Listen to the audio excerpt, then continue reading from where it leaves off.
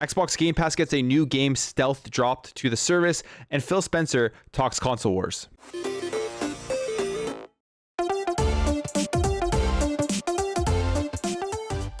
Welcome back to another video. If you enjoy daily Xbox content, make sure to hit that subscribe button. So we got a game stealth dropped onto Xbox Game Pass today, and that is Serious Sam 4. Now, Serious Sam 4 has already been released previously on PC and Google Stadia in 2020, but there was some sort of exclusivity deal which kept the game coming over to console, and now it is here available for your Xbox Series X and S, and it looks like it is just a current generation release on the series consoles, as there is no Xbox One version. You can go ahead, download it, and play it right now. Now, overall, I've never actually played Serious Sam. I've never played the series, I'll be completely honest. The reviews for Serious Sam 4 weren't that great, but I've watched the launch trailer, I've watched some gameplay trailers of it, and this game looks right up my alley. It looks like it's a ton of fun. So it's one of those games that even though it's got bad reviews, I still am very interested in checking it out.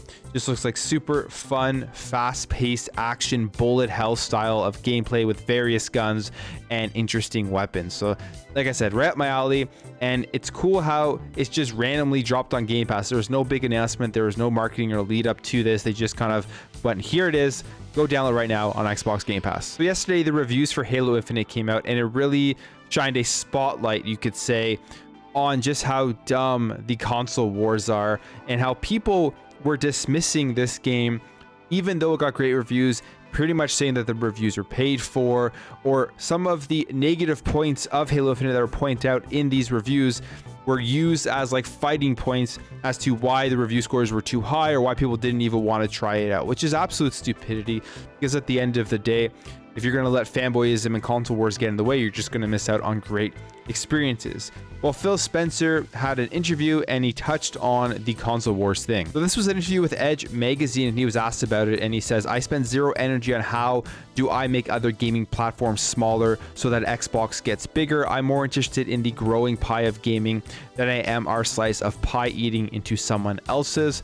And it's why we focus on things like crossplay and cross saves. I think about these scenarios of why you and I maybe can't play as a game together, and it shouldn't be because of the console you bought versus the console I bought. That doesn't help the industry grow when we put artificial barriers up on those things. Whether that means we're doing something different than the other guys, you'd have to ask them, but I'd say for us, it's not about somebody else getting smaller so that we get bigger. Previously, he had an interview with Protocol talking about how he doesn't think that the traditional competitors within the gaming industry like Sony and Nintendo are their main rivals, and that their main rivals right now, I guess you could say, are the streaming platforms like Amazon and Google, which obviously makes a lot of sense when you look at Xbox Cloud Gaming and where they're going with that and how much they are trying to expand that out, getting Game Pass on as many things as possible. So after reading through those comments, people will think that it's hypocritical in the sense that they bought Bethesda and they're keeping Bethesda games to wherever the Xbox ecosystem and platform is. But when you really step back and look at it,